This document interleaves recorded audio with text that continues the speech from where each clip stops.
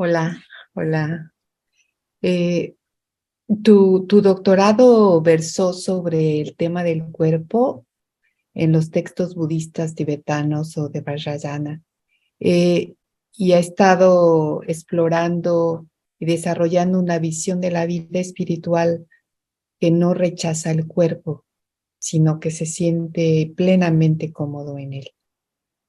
¿Cómo ves esta reorientación del budismo para incluir y centrar la experiencia corporal en relación con su enfoque en las crisis climáticas y ambientales? Y te preguntaría también, eh, como mujeres,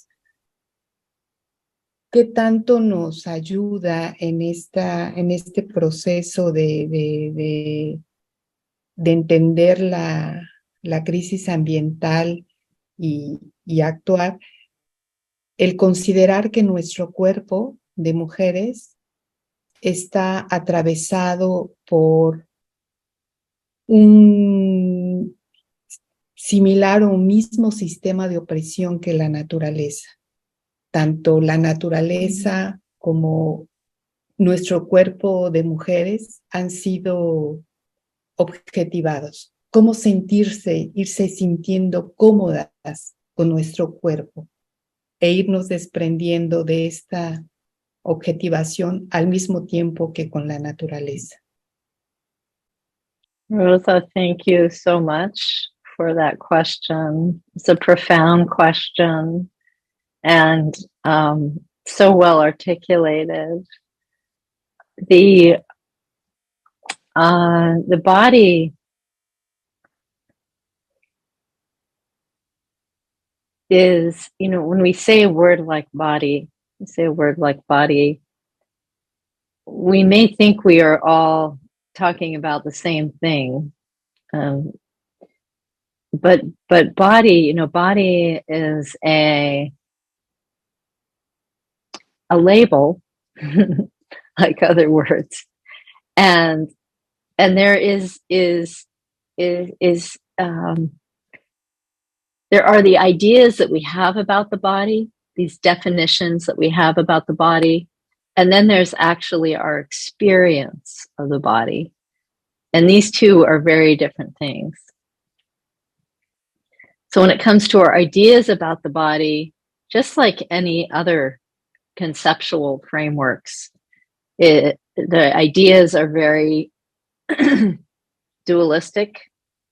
They may have judgment mixed into them. So emotional judgment. I don't like my body. I like my body, or I like this part. I don't like that part.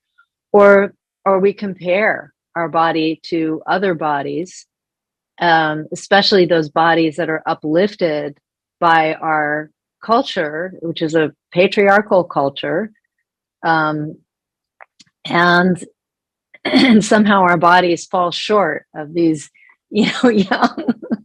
young women with their perfect skin. It's very oppressive, that whole we could say the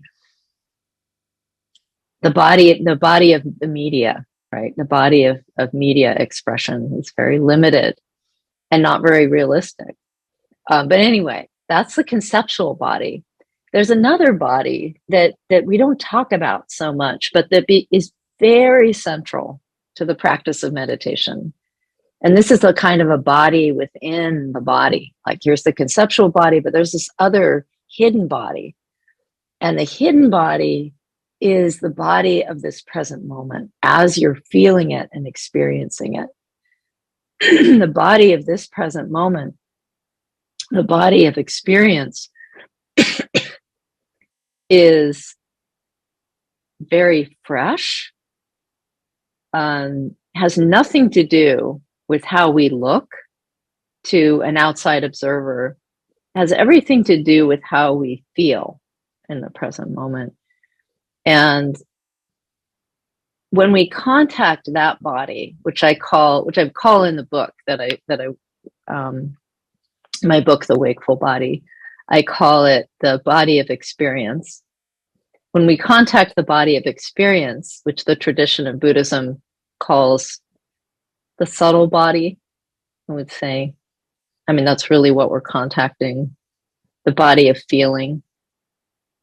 When we contact the body of experience, and there's layers to that body, we discover that we are this living, breathing, interdependent entity, and we don't end with the skin. You know, we think the body is just this lump that ends with the skin, but actually our body is, we couldn't be alive at this moment without everything that's around us supporting us. We are actually part of a mandala innately.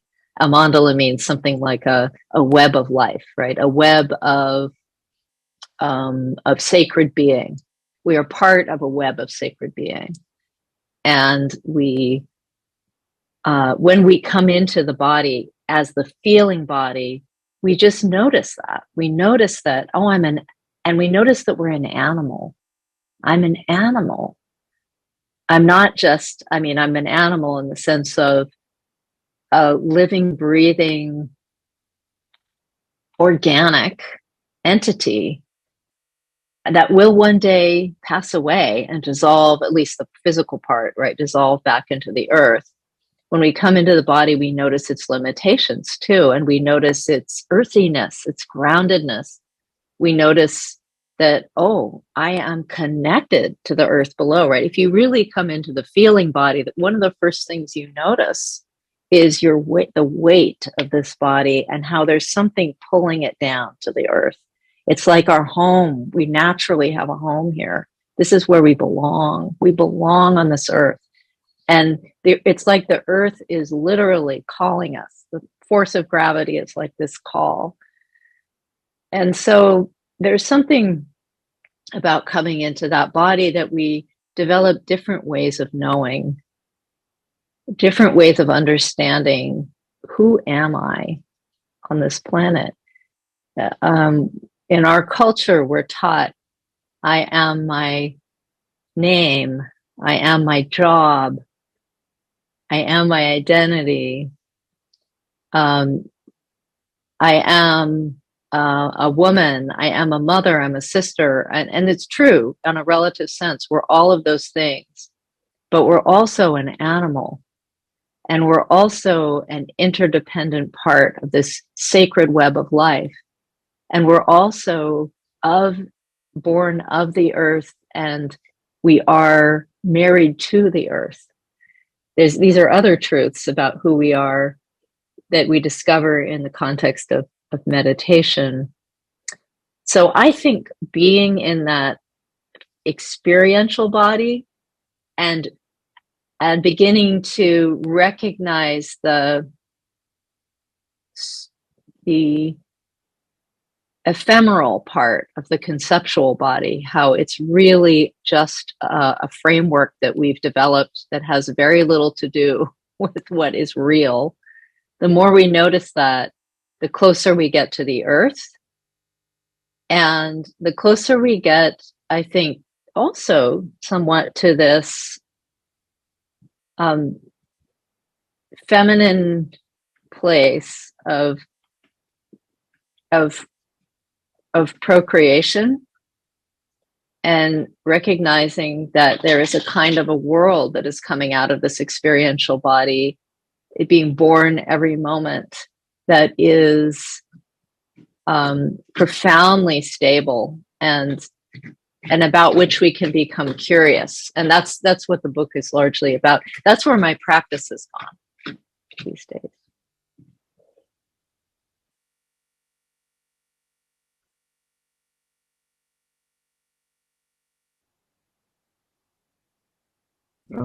Muchas gracias. Thank you, Rosa. One of the skills that Buddhism can help develop is the ability to stay with difficult emotions and not turn away from suffering. So from long-term activists to people who are just now opening their eyes to the environmental and climate crisis, this ability to be able to keep seeing, keep looking without turning away or wanting to change the channel is really key. Could you explain what Buddhist teachings or meditation practices have to offer in this regard? Buddhist teachings and practice is really begins with leaning in to challenge. And that theme within Buddhism dates back to the time of the Buddha, when the Buddha attained his enlightenment under the Bodhi tree. The story goes, he traveled from this place where he was meditating. He wandered to another district, very short distance away, to an area called Deer Park.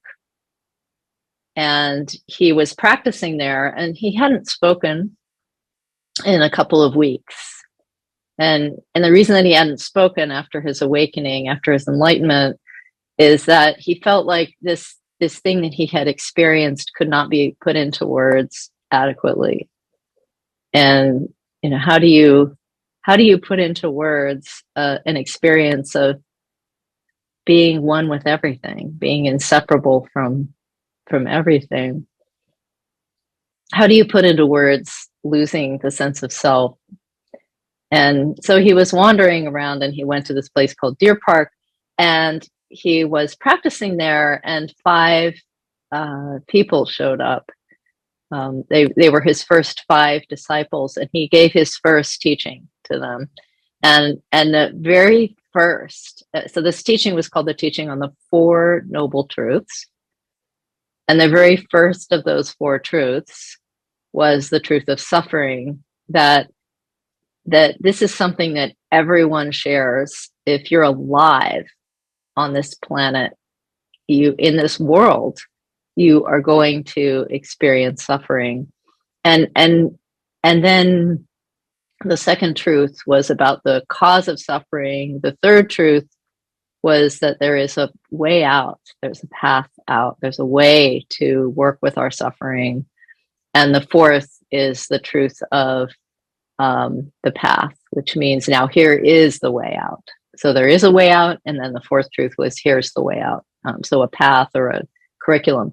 But why I'm bringing this up in the context of your question is that from the very beginning of this tradition's roots, the problem of suffering as the main issue of spiritual life, like why are we practicing? Why are we spending time watching ourselves, watching our minds? Why are we spending time meditating? It has to do with learning to be with and learning to metabolize our pain, which is an inevitable part of being human. And when you think about it, right, as someone who's practicing on a spiritual path like the Buddha, he could have had many things that he was concerned about. So his first concern was not a deity, it wasn't God, it was suffering. That was his first concern. So since that time, many of the practices of Buddhism, the path of Buddhism, has been about seeking ways to be with instead of leaving our discomfort behind, ways to be with and investigate our discomfort, and to actually use our discomfort as a path to greater freedom and ease. So we're talking about a path of alchemy. And this really is a time, in this difficult time with the kinds of challenges that we're facing, that we need alchemical practices to help us not transcend the suffering, but metabolize the suffering into something more productive. Could you say something specifically about how Buddhist meditation can be used as a way of training in this ability to remain present when things are very, very painful? Yeah, Buddhist meditation is really about slowing down and turning our gaze from an outward directed gaze to an inward directed gaze.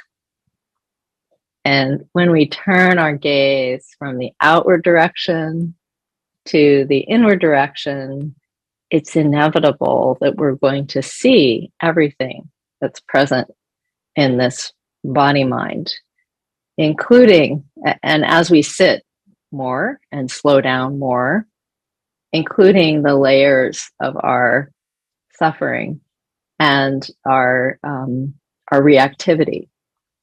So what happens when we practice meditation is we have to learn pretty early on that whatever is present is okay. If we weren't okay with what we were seeing early on, or at least if we couldn't tolerate what we were seeing, we would run from the meditation cushion. We'd be like, no, I've had enough of this, right? So early on, and actually there was one point where my definition for meditation, I just came up with a definition. Meditation is the art of radically tolerating yourself. So I think there's something to that meditation is the art of tolerating the fullness of being human. And so to get to your point, Damcha, meditation is making space so that we can see everything and be okay with seeing everything. We may not be okay with what we see like part of us might not like what we see, but our practice is to shift slowly to a non-judgmental awareness that can hold all of it. And if we can't hold it, there's no way we can metabolize it. So we have to start with just being okay with what we see so that we can actually metabolize what we see. Okay, before we pass to the next question, I'm just going to go ahead and ask you to flesh out what you mean, very specifically when you say metabolize. Mm-hmm. So when I say so I think many of us are drawn to the Dharma because we've experienced suffering. We're drawn to meditation because we are experiencing agitation, stress, maybe sorrow, maybe grief. We're seeking a space of solace. We're seeking some kind of inner cure for what we're experiencing. And I think it's very natural to initially to look for solace, right, when we're in a state of suffering. And so that was true with me. So when I was first introduced to the Dharma, when I first really dove deep with the Dharma, actually, not when I was introduced, but when I really dove deep, it had to do with the death of my mother. And my mother died very suddenly on a street in San Francisco when I was 21. And she was my best friend in the world. So I was in such a state of shock and was trying to make sense of how can this be? Wait, this is going to happen to all of us. It's going to happen to all of us. We're all going to die. And I remember walking down the street. So I'm 21. I am getting to answer your question here. I'm walking down the street and people are passing me on the street. And I was just looking at them, looking at their age and going, yeah, that one maybe 10 years. That one maybe has 10 years. Maybe that one has 20 years. Maybe that one will die next month. Who knows? And just instead of seeing people as people walking by, I was in a world of walking corpses. And I was experiencing myself that way. I'm a walking corpse. It's just a matter of time. I'm a ticking time bomb. We're all going to die. And how do I deal with that? Right? A young mind, 20, 21-year-old mind. So coming to Buddhism for me was partly about trying to overcome my grief. And initially, I had this idea that I'd be able to transcend this. And I loved that word back then. I remember that word, transcendence. This idea that I was on a path of transcendence, that I was going to be able to get out of this pain and this sadness and leave it all behind and be in peace and joy and never have to look at that again. That's just, here's a path that will let me experience eternal joy and peace. Yes, yes. But once I really started to engage deeply with this path, I discovered that meditation and the practice of the Dharma, more generally, the practice of the spiritual path, is not about transcending and leaving behind our suffering. It's about learning to transform our suffering into something productive. And that's very different, to transform the suffering. So that's what I mean by metabolize. So for example, instead of wallowing in my depression, so let's imagine I'm in a state, well, we all have struggle with something. Actually, anxiety is mine these days. That's sort of my klesha. Klesha means like a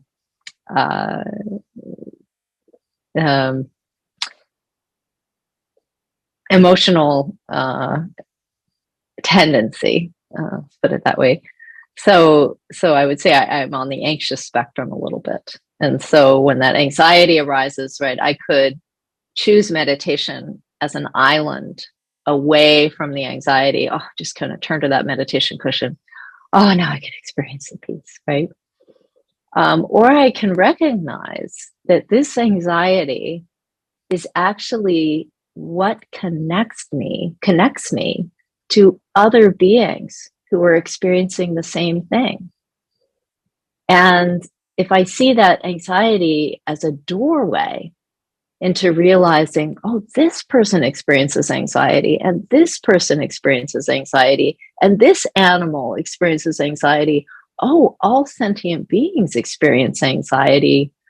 As I began to reflect on that, what was a very contracted state, me and my anxiety, becomes an expanded state of empathy, right? I'm starting to think about, oh, now I know how these others feel. So that's an example of an alchemical process that we go through in the practice of meditation and practices like Tonglen, which is a practice of compassion. What we're really doing is not escaping the suffering.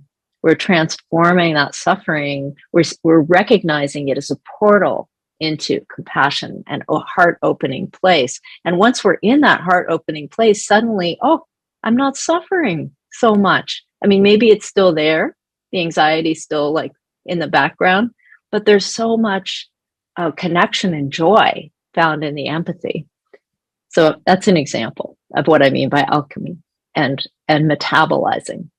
So since we all are sharing the need for happiness and not to suffer, and that I'm sharing this need with others in a country like Mexico, and similarly in other countries across Latin America or in Africa, how can we, as Latinas, assure that our focus on our own emotional response does not end up reinforcing the same anthropocentric or androcentric or me-centric paradigm that has led to these environmental crises?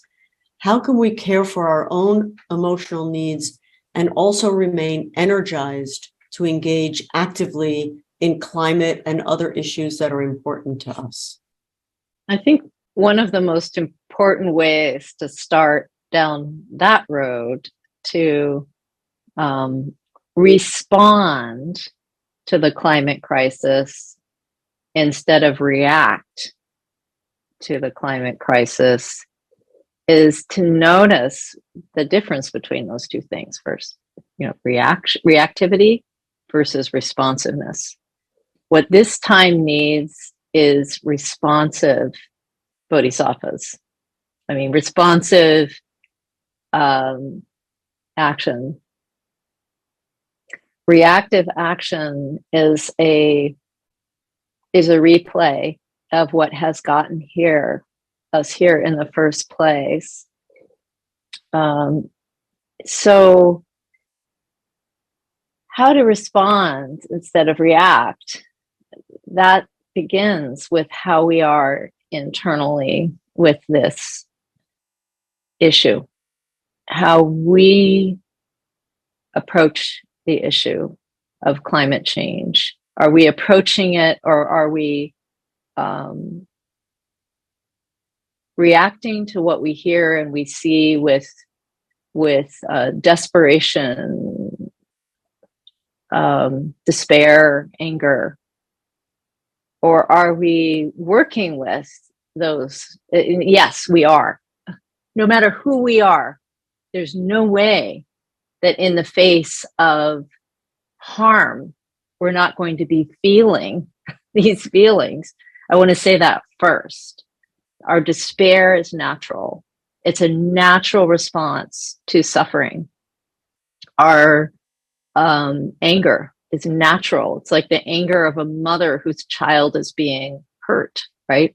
Or a child whose mother, right, or Mother Earth is being hurt.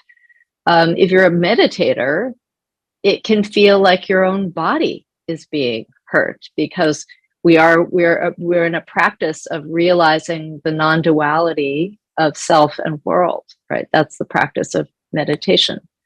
So of course we're going to be feeling feelings.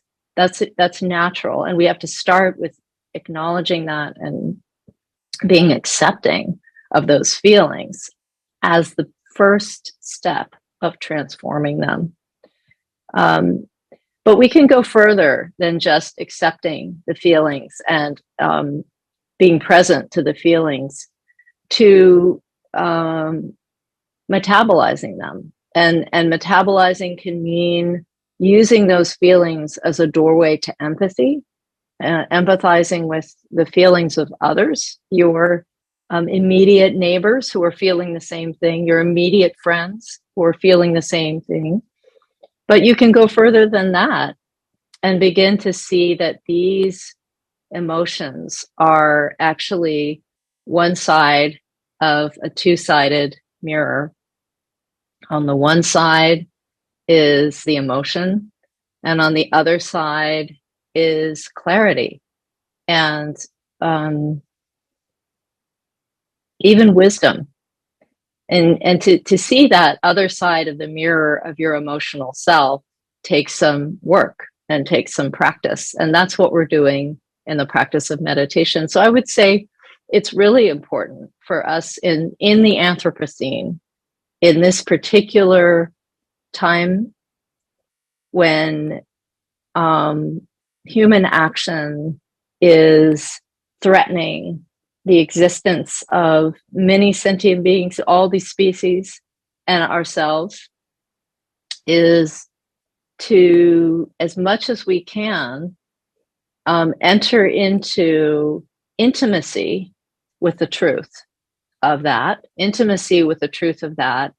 and recognizing that the response that we're getting to ultimately is a love response, a loving response, and to focus on not so much on our anger, or not to indulge our anger and our despair, but to instead strengthen our love, our compassion, and our curiosity about how can I help, which is what a bodhisattva asks. How can I help? What can I do in my community to bring this issue to light, maybe to help people lean in, help people feel safe to hold it. And the way that begins is you need to feel safe to hold it. So we have to start there. We have to start with creating a good holding environment for the issue of the climate crisis. And I'll add to that, not alone. This is not something that we want to do alone. This is something that we need to do in community. And just looking here at the screen, I see a community, and you have the community. And you're so fortunate, right, to have that already. Many people feel very isolated with this issue, off in the world, not knowing where to turn. But when you have a community and when you have leadership that is interested in moving forward in the conversation of this issue, you are held. And that's really important. I would say, in our training that we do at Wonderwell, here where I am at the moment, at Wonderwell Mountain Refuge, we do a Green Dharma retreat every year. And in the Green Dharma retreat, one of the things that we emphasize this metabolizing on the inside and then metabolizing within the community. And those two things really have to both be present for us to really make an impact with our voice in this issue. Because, one person alone, it's a struggle. You have one friend, much less of a struggle. I think we're pretty good on time, so I think I want to just jump in and ask you, could you elaborate on how you encourage people to metabolize in community, how the collective metabolism plays out in your vision? We use a practice called counsel. And counsel practice was originally a Native American practice, but now it's been refined, codified, and extended into many communities, including the Buddhist community. And the practice of counsel is a non-hierarchical circle of people. It has to be small, between 8 and 12, or even between 5 and 12 people. And in that small circle, no more than 12, you can drop. You either can drop nothing, which means it's a spontaneous circle. But if you're working with a particular issue like climate change, you can drop a question into the circle, like,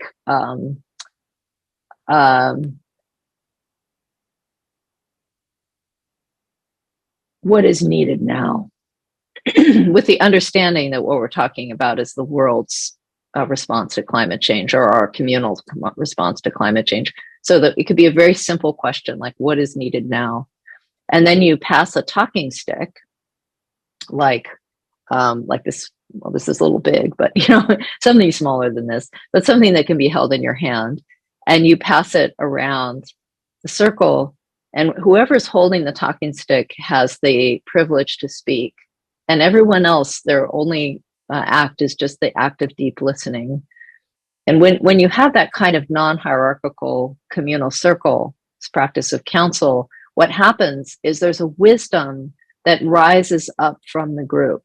So it doesn't come from any one person, and none of the voices are considered more important than any of the other voices.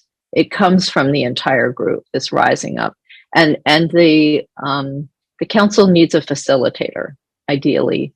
And the facilitator knows there are rules for council, like you don't cross-talk, you don't try to fix what someone's saying, right? So the facilitator lays out the framework of, the rules are very, very short. It's just like five principles or something that the facilitator shares. And then if for some reason in the process of counsel, someone starts overstepping beyond that, which can imbalance the energy in the circle, then the facilitator can just help step in and just kind of, keep things on track.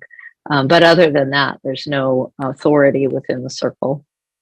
So I'm curious to hear how you would respond to something that we hear fairly often from people, that social justice causes are externally focused, and that a Buddhist practitioner needs to have an inward focus, or that the world can only change when we've changed ourselves. And so that's where we as spiritual practitioners need to focus. And from there is where we make our contribution. So how do you respond to people who present this vision of what Buddhist practice is supposed to be? From my perspective, we're on the path in this tradition, we're on the path of the Bodhisattva.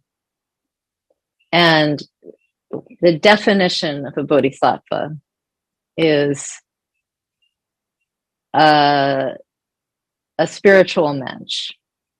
A spiritual mensch is like mensch is a word in Yiddish that just means like a good person, right? We're on the path of the santos, maybe, right? Santos? And so on that path, there's two kinds of bodhicitta. There's two kinds of practice. One is the practice of aspiration and inner development, and the other is the practice of enactment, outer action. You have to have both to be actually a functioning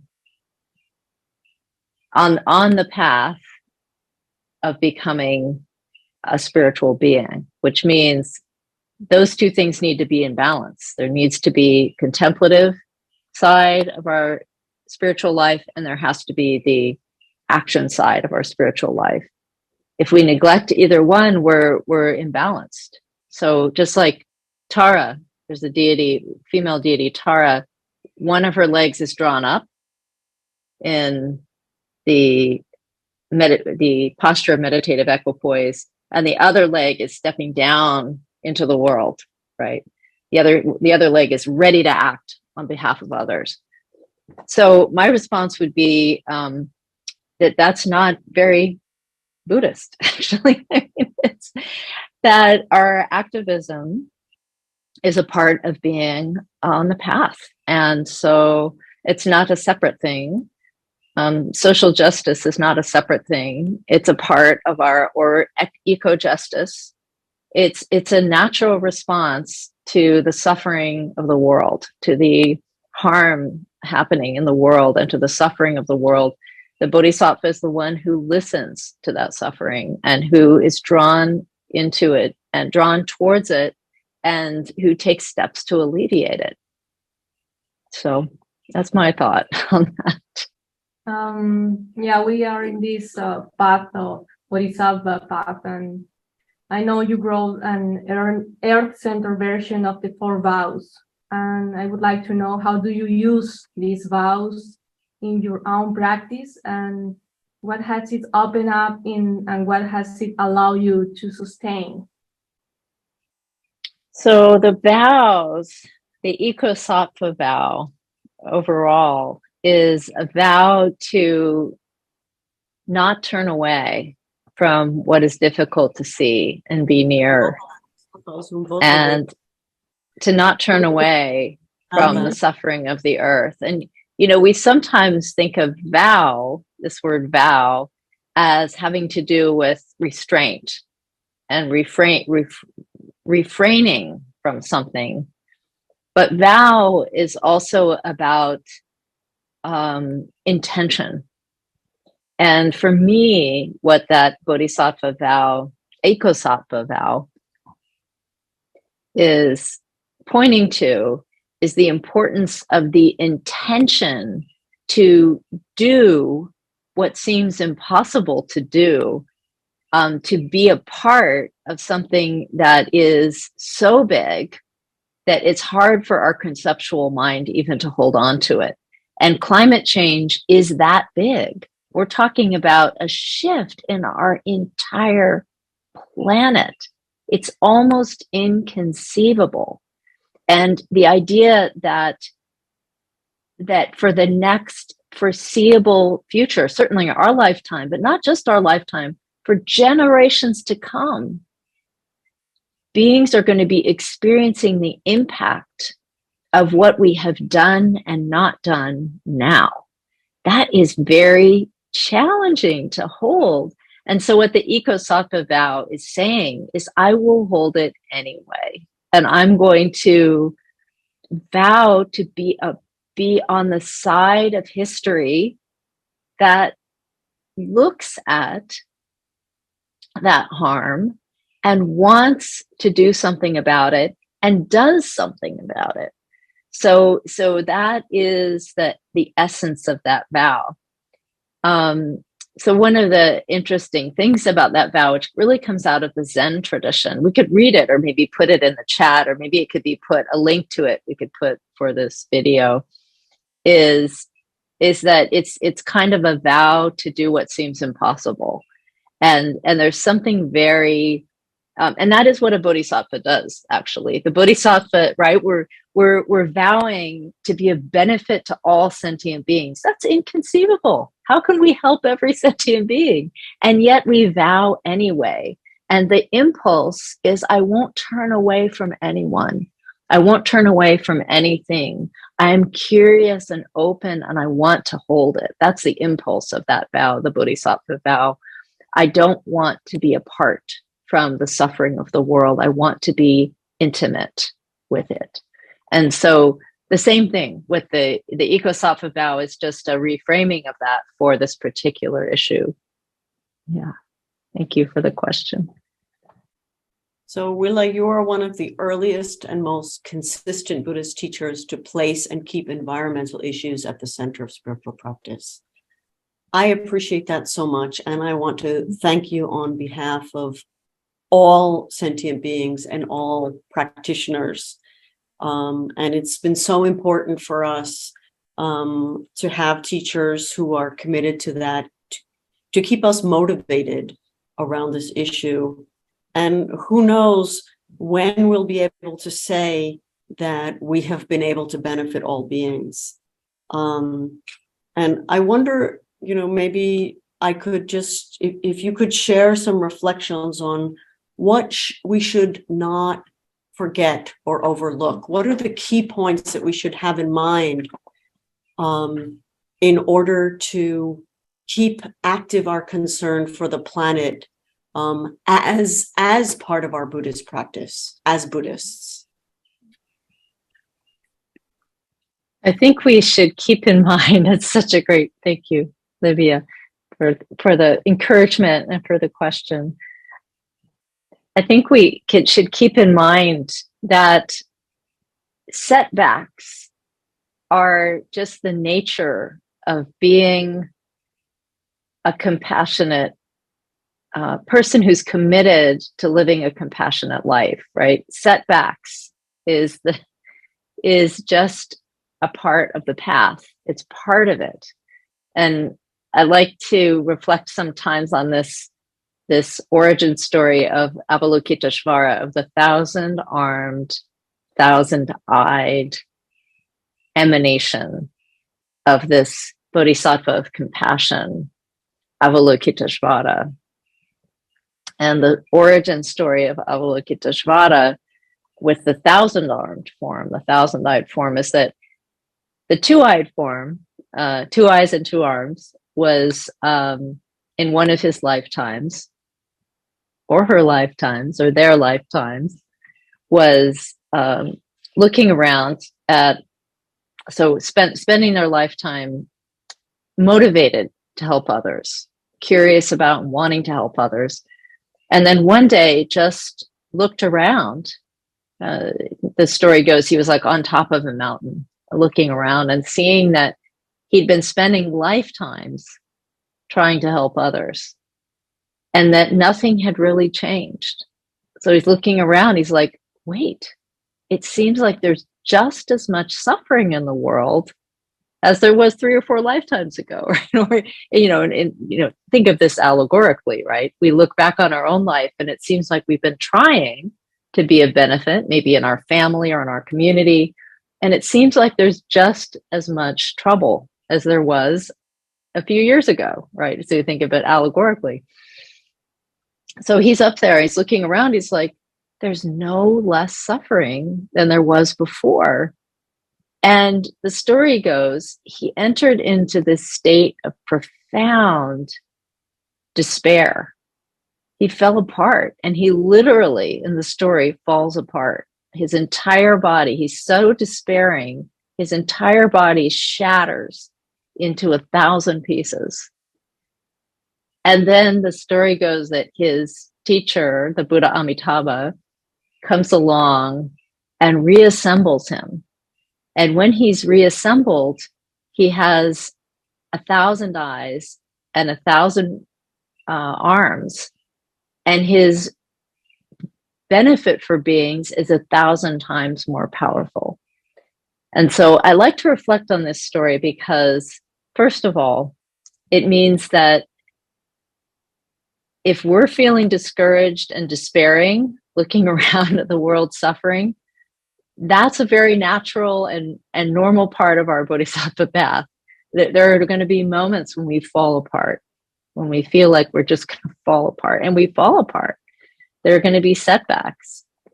And after we've fallen apart, after we've gone through our dark night of the soul, if you will, like that was kind of his dark night of the soul, we're going to be more powerful when we emerge from those difficult experiences, because we've actually touched the darkness. And when we've really touched the darkness, we can help others through the darkness. And so we become more powerful, but by virtue of our falling apart. Yeah. So I just like to reflect on that. And I think for me, that story is about normalizing despair and normalizing our setbacks. If we're on a path where we aspire to be of help, our heart is going to be broken, and it's going to be broken again and again. And that's a normal part of our experience of being human and our experience of being on a path of helping others. So maybe that's my thought to keep in mind. I want to ask one last question, unless anyone else has other things that come to mind while I'm talking. What adjustments have you made in your practice and your transmission of the Dharma to ensure that it's more fully earth-based? What's changed for you in your practice or in the way you present or connect to the Dharma? I would say that my deeper engagement with somatic mindfulness, with paying attention to the body in practice, has moved me closer to a sense of love for and communion with the earth, naturally, because we live in this earth body. And that how my practice has changed is I'm doing more intentional practicing outdoors, practicing with my eyes open, doing sky gazing practices of communing with the sounds and the appearance and the wild spaces, the sound and the appearance of wildness. Working with trees, meditating at the base of a tree is one of my favorite places to practice, or just doing eye-open meditation in the style of Tibetan practice, where we're practicing in Mahamudra practices and in Dzogchen practices, we practice with the eyes open, and doing those with a wildscape in front of my eyes. So actually turning myself to look at, if I were meditating right now, I would turn my eyes out there, right? And then practice like that. So that's one way my practice has changed, is towards what I call a rewilding practice, a practice of becoming more intimate with the sounds and the open spaces of wild landscapes as a part of my own cultivation of that intimacy and love for what is beautiful and needs protecting on this planet. So that's my own practice. My practice has become a practice of rewilding that is informed by a Buddhist perspective or Buddhist view, informed by a Dzogchen view in particular, which is this, Dzogchen means something like the great wholeness. So the great wholeness, it's a practice of non-dual awareness. non-dual awareness. So that's where my practice has gone, and doing that in a way that is very grounded in the body and very connected to the wild spaces. So that's how my practice has evolved lately, or changed, or grown, or it's in that direction. And then the second part to your question. Sorry, what have you left behind or sought to de-emphasize or sought to reframe in the previous ways, in the way that you received the Dharma, for example, or the way that you were transmitting it originally? What does it mean to be in a tradition where we're taking refuge in Buddha, Dharma, Sangha as our sort of most foundational practice? So I started to think more critically about that. And I don't mean critically as in it's wrong, because I do it all the time, take refuge in Buddha, Dharma, Sangha. It's a beautiful practice. But what would it be like if we lived in a world where we expanded the notion of what that means and started to take the human out of the center of things? And we're practicing in a somewhat anthropomorphized tradition, in the sense that for example, in the center of our shrine, there's a human body, right? The human body of the Buddha, or a human-like body, Chenrezig, Guru Rinpoche, Tara, whatever. What if the wild space was in the middle of the shrine, and we were taking refuge in the wild spaces and seeing them as sacred? What if we were putting the animals and the plants at the center and bowing down to them? When we bow to something, when we go to something for solace, when we imbue something with sacredness, that's a powerful act. And when we do it as a community, it's a powerful act. So I've started to think about, what does it mean to expand the idea of what we're taking refuge in and what we're centering, expand it to include the wild spaces explicitly, not just sort of implicitly, but explicitly. I take refuge in Gaia. I take refuge in the planet. I take refuge in the animals and the plants and the living things. I take refuge in them, and I turn to them as sacred teachers, to add that to our refuge. Now, it doesn't mean we have to jettison the traditional refuge, but let's add it and expand. What does that do? And so I've been doing that because I've had that question. For me, what it does is it makes me think more deeply about where I'm channeling my energy and where I'm putting my attention. If my attention is all going towards the human and the human world, it's the human world that has caused this crisis. So maybe what needs attention right now is the non-human world. Maybe what needs our devotion is the non-human world. So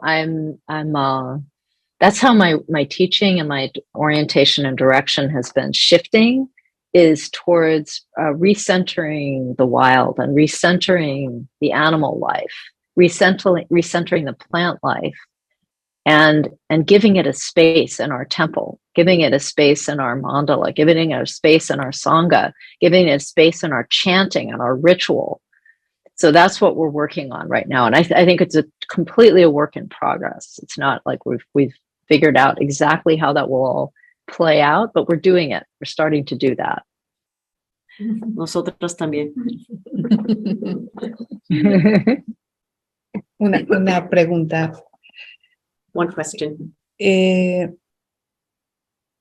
Nos has planteado que es importante reconectar con la naturaleza, crear esta intimidad con nuestro entorno.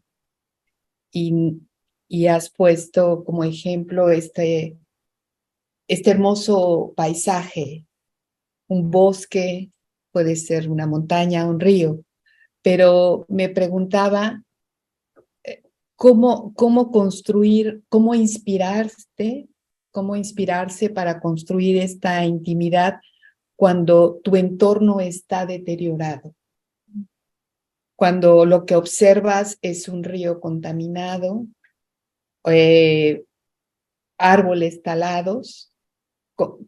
¿Qué es lo que podríamos poner como, en qué nos podemos concentrar o mirar para que podamos construir esa intimidad? Que la naturaleza vuelva a ser el centro de devoción, pero esta naturaleza que observamos está dañada. Well, we need to find the wildness where it is in the midst of the devastation. It's like we need to look for the life and the resilience in the midst of the devastation and nurture that, our relationship with that, and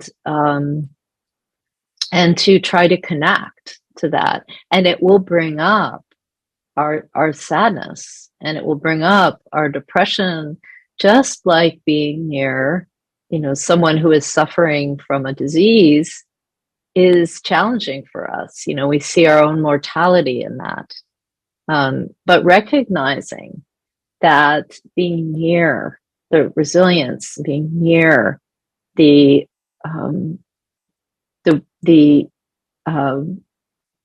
wildness where we can find it, can become this profound practice of developing peace within the chaos and the devastation. And really that is the most advanced practice we could possibly do, is being still in the middle of the fire and being clear-eyed and wakeful and open-hearted in the presence of that combination of suffering and resilience, right? That combination of suffering and resilience, holding space for it. So just to do that, I want to point out as a radical act. That's a radical act because it's not where most people are comfortable. And so if we can get comfortable doing that, we can help others become comfortable with that too. And there is something about community that really helps with that we can lean on others when we get discouraged, when we start to despair, that we have others, kind of like Amitabha was a strong force for Avalokiteshvara when Avalokiteshvara fell apart. So turning to our friends to lean on their shoulder, and to, when we're in more despairing place, developing those friendships and those close connections so that we can be uplifted by those around us. And then we'll do the same for them. Just saying, this has just been kind of extraordinary. They've just arrived, and this is our first activity around Eco-Dharma, and it's just the most inspiring moment for me, and welcome. And also quite a relief to hear how much synchronicity there is, and knowing that you're on a path that you've started out on much earlier. So we get to learn from your experiences, and your wisdom is really very, very encouraging and beautiful. Well, I'm very inspired by your community too, Adamcha, and everything that all of you are doing to come together around this issue. Every small group makes such a big impact, more than you know. Again, in the beginning, it's just going to be you're having conversations and you're developing some eco-dharma awareness, and you're going through your own training.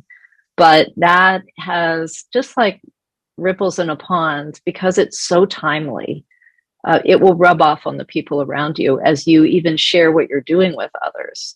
It's like a permission. You are already creating space that says this can be done. We don't know it could be done until we start doing it. And then others are like, oh, I could do this too. And then it's contagious. So thank you for your work and for what you're doing. I'm so inspired.